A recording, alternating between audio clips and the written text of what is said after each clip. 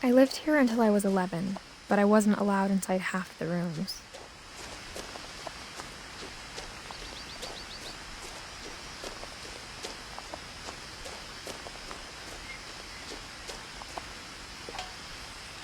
Inside the mailbox were bills from 7 years ago, marked urgent, open immediately.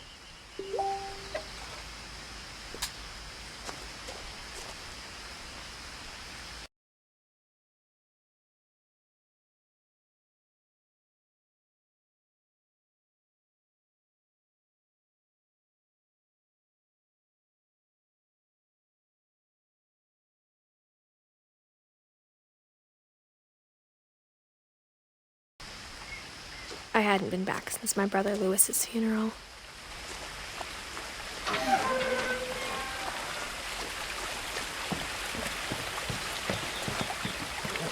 In her will, my mother left me a key, but didn't tell me what it unlocked.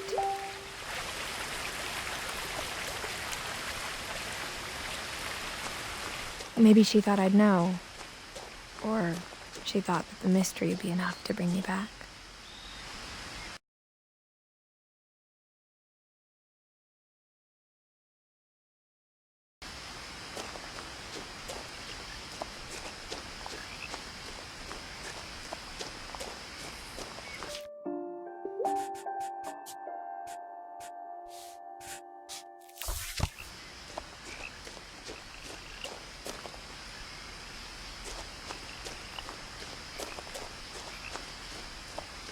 No one had driven this way in a long time, but I saw a few hoof prints.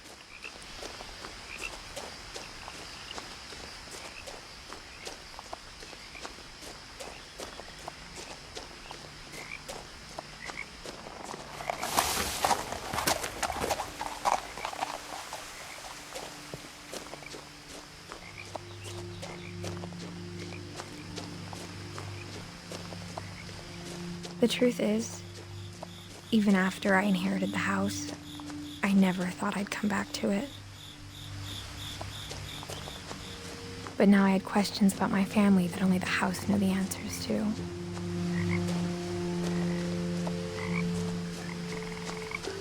The house was exactly like I remembered it, the way I'd been dreaming about it.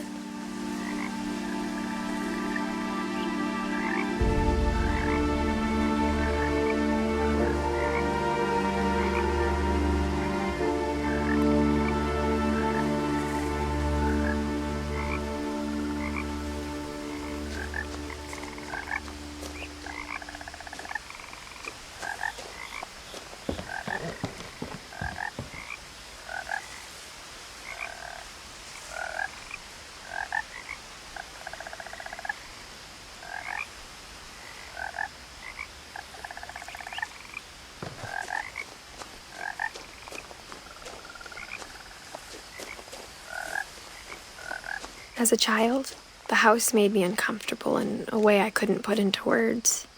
Now, as a 17-year-old, I knew exactly what those words were. I was afraid of the house.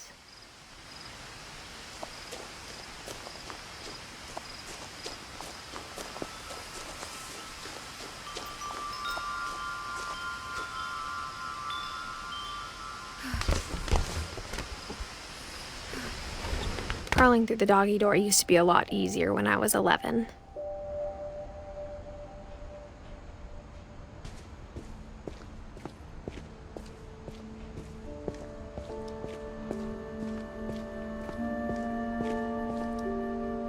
The power had been turned off the night we left.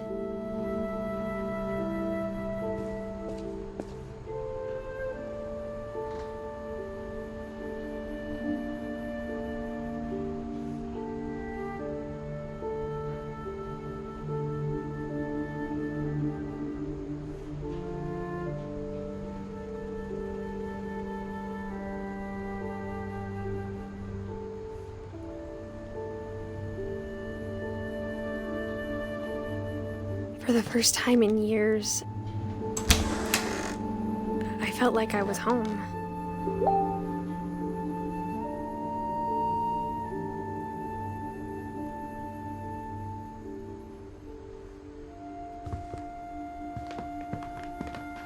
But instead of a family, there were just memories of one.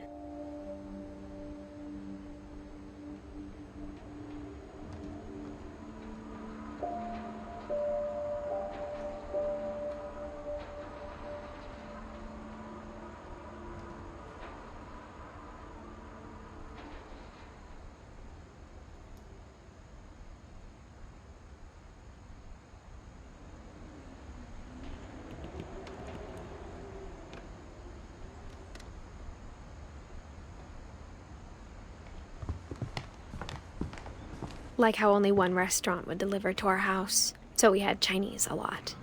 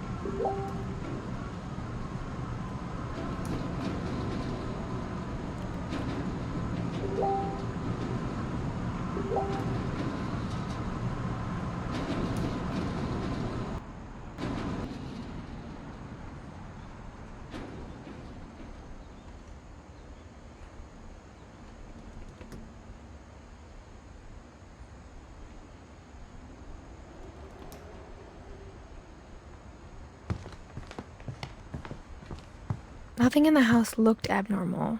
There was just too much of it, like a smile with too many teeth. Nothing in the house looked abnormal. There was just too much of it, like a smile with too many teeth.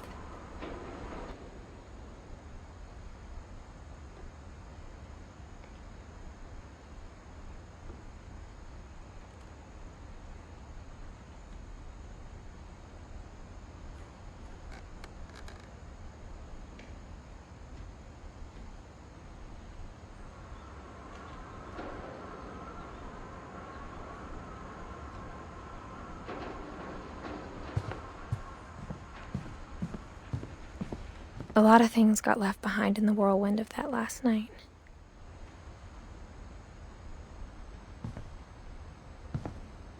My mom wasn't much of an optimist, but she never stopped believing that my brother Milton was alive.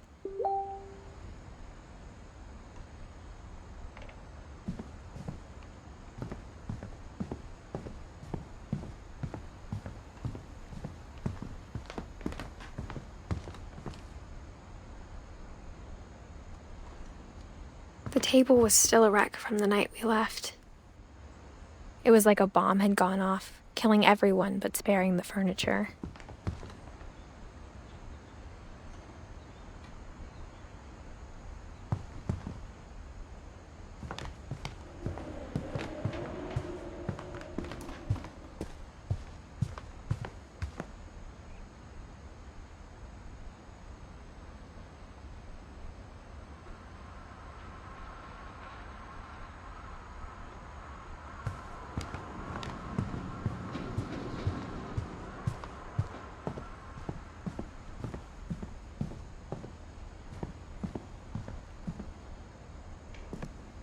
After Milton disappeared, Mom sealed up all the bedrooms. Then Edie retaliated and drilled peepholes.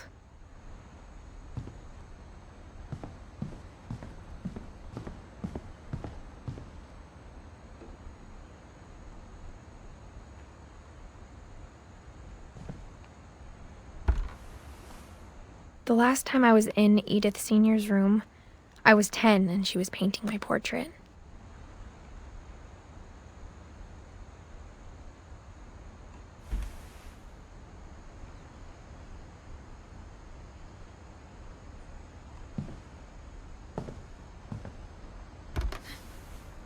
My Grandpa Sam spent 7 years sharing a room with his dead brother, Calvin.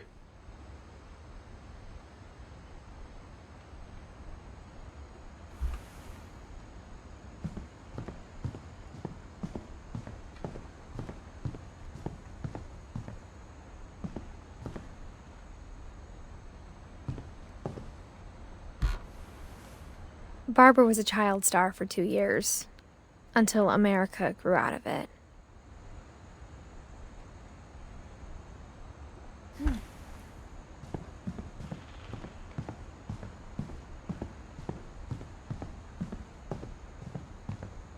I spent a lot of time playing in Great Uncle Walter's room. I think my mom sometimes regretted not sealing it up.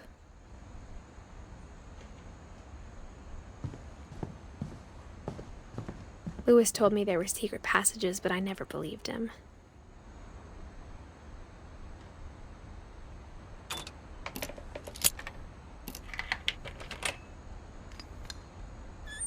Turns out, my mom was really good at keeping secrets. Now it was time to find out what my mom had been afraid of.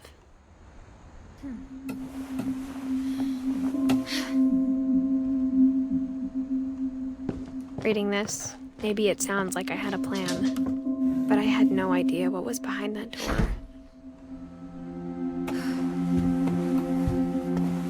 Just like I had no idea where all this was gonna lead. I grew up looking at Molly's room through the peephole.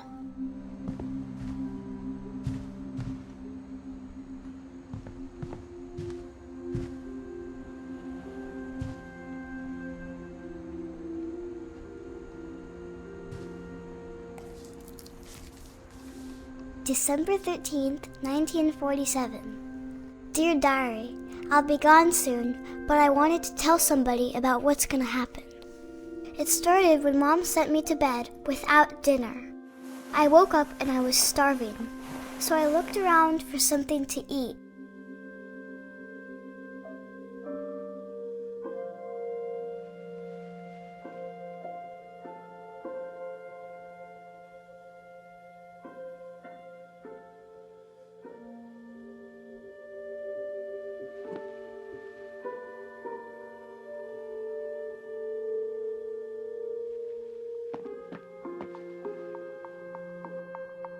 The gerbil food was dry, but I didn't mind it.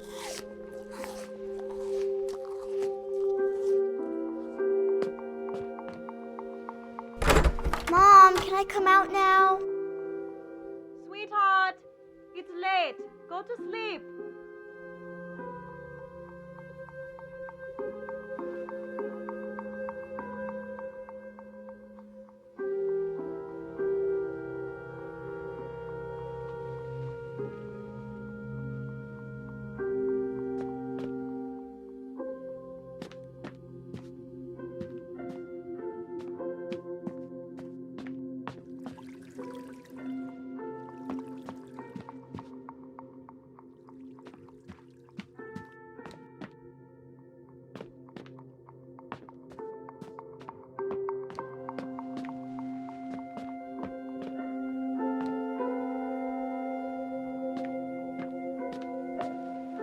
My Halloween candy was all gone.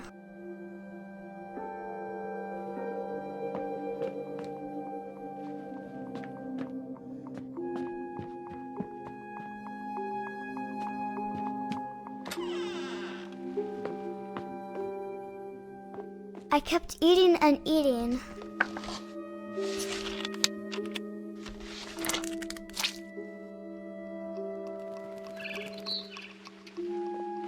I ate a lot of things that night.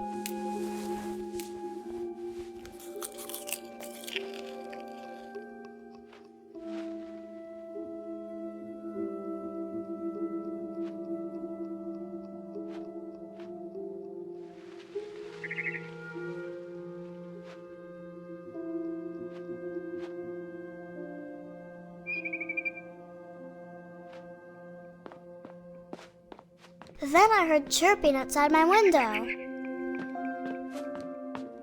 It was a barn swallow going back to her nest. I reached out for her.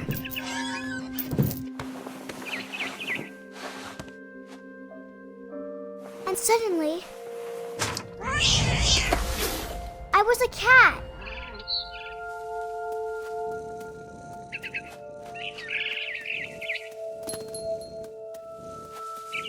I tried to be quiet, but the bird was really scared.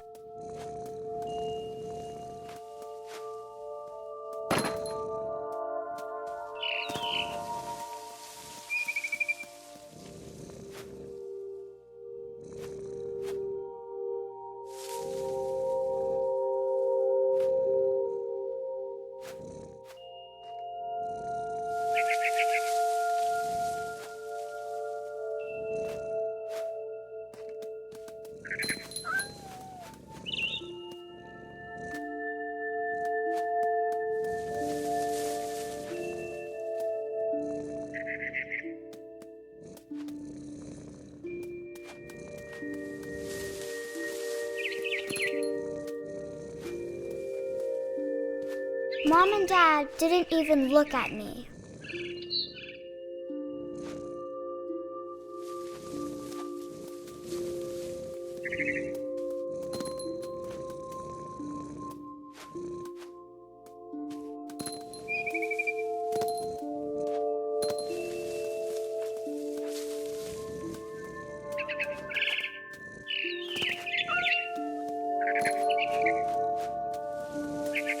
I jumped and I almost got her.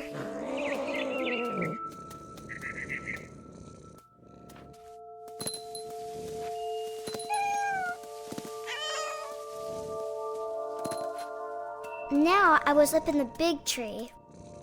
I promised Dad I wouldn't climb it anymore. All I cared about was eating that mama bird.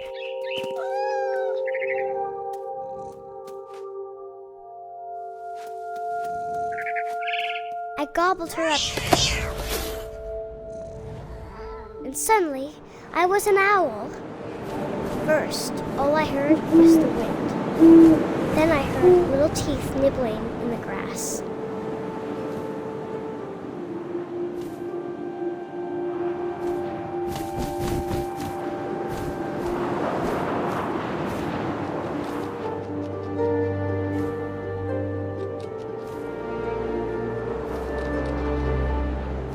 Rabbits.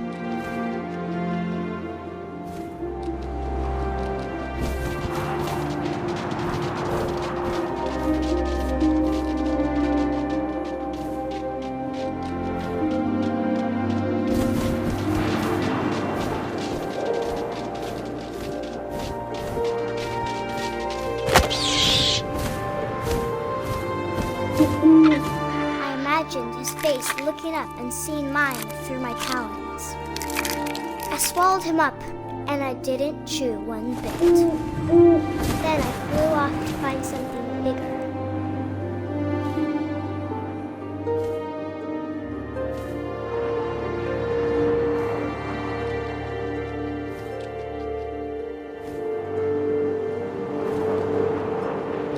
A mama rabbit.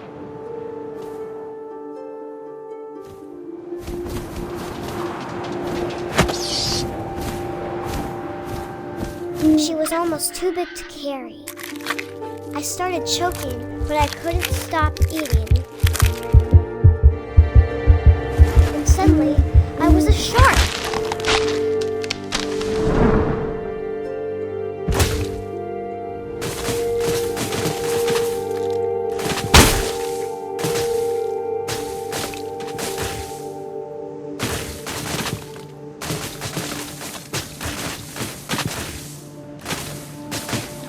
I rolled off a cliff and into the ocean. Now, I was hungrier than ever.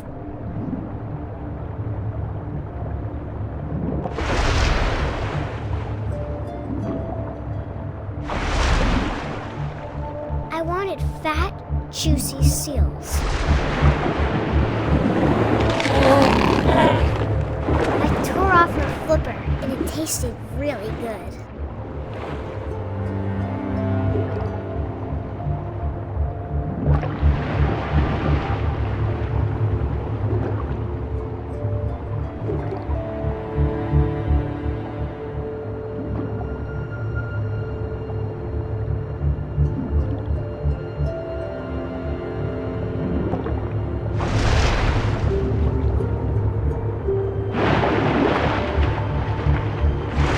Grabbed on jumped out of the water. When I opened my eyes, everything had changed.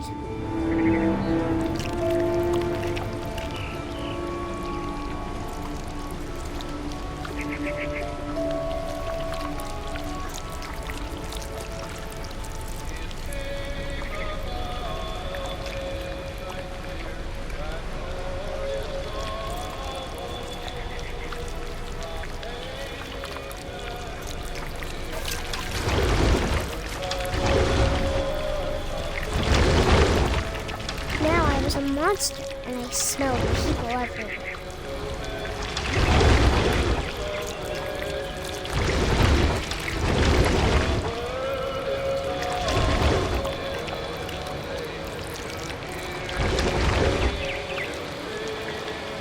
I was big, but I moved real quiet.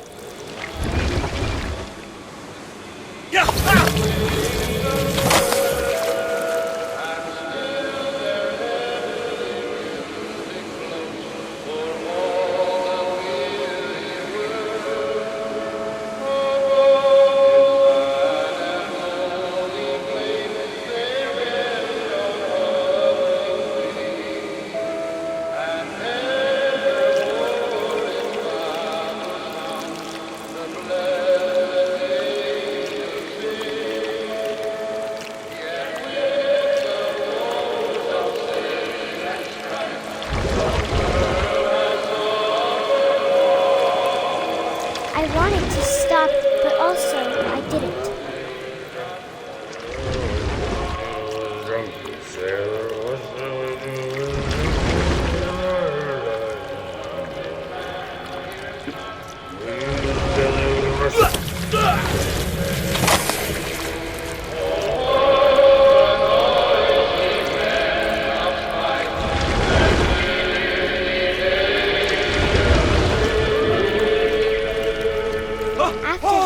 Passenger, I was still hungry. And to cross the water, I swam into new, something I had to have, so I swam towards it.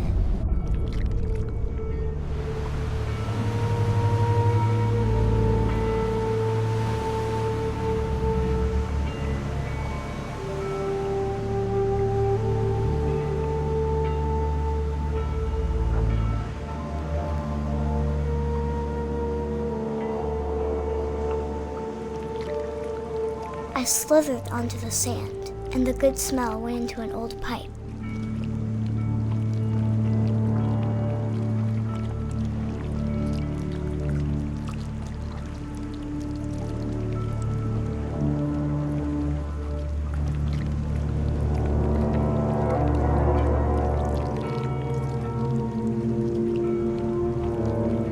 I got closer and closer.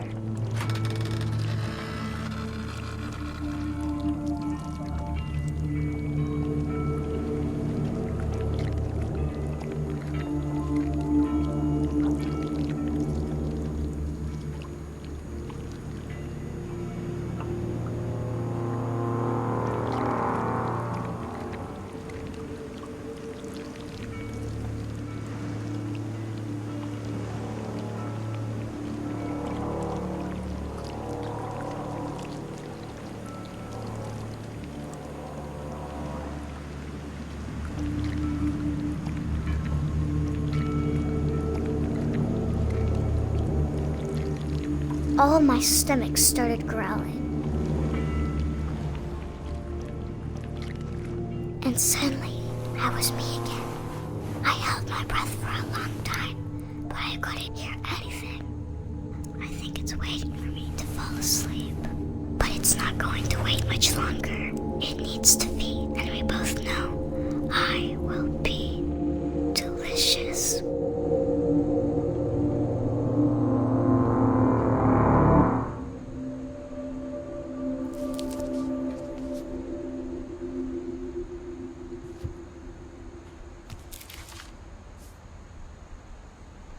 I'm not sure if I believed all of that, but I'm sure Edie would have.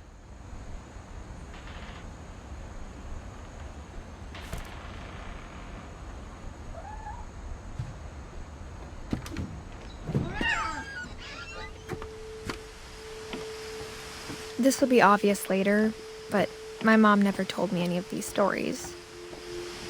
Edie would have, but Mom didn't like bringing up the past. Though, when we adopted a stray kitten, she was the one who named it Molly. I spent a lot of time in Great-Grandma Edie's room. Her room was like a museum. For 500 years, the Finches have been famous throughout Norway for their fortune and misfortune.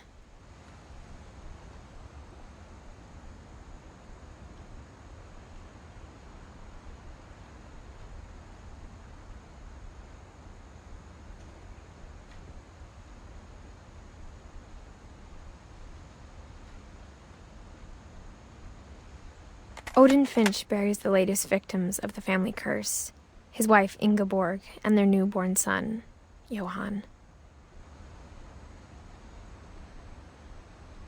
On January 7th, 1937, he set sail with his family and his house, hoping to leave the curse behind. But 40-foot waves off the coast of Washington send the house and Odin to the bottom of the sea. Odin's daughter Edie, with husband Sven and baby Molly, step ashore on their new home, Orcas Island.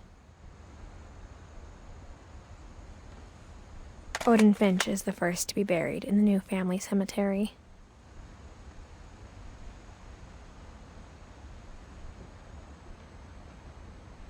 His daughter Edie is already dreaming of a new Finch house.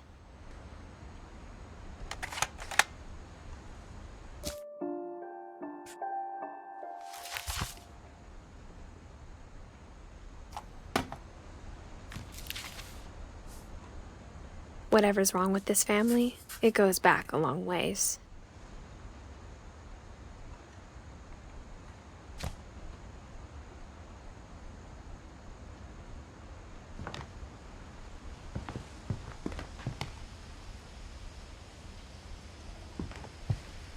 When Edie told people Sven was killed by a dragon, she could also have said he was building a dragon-shaped slide that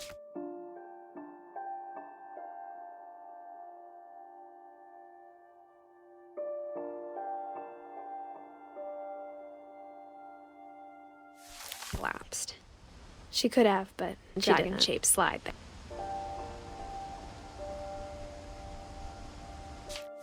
collapsed. She could have, but dragon-shaped slide that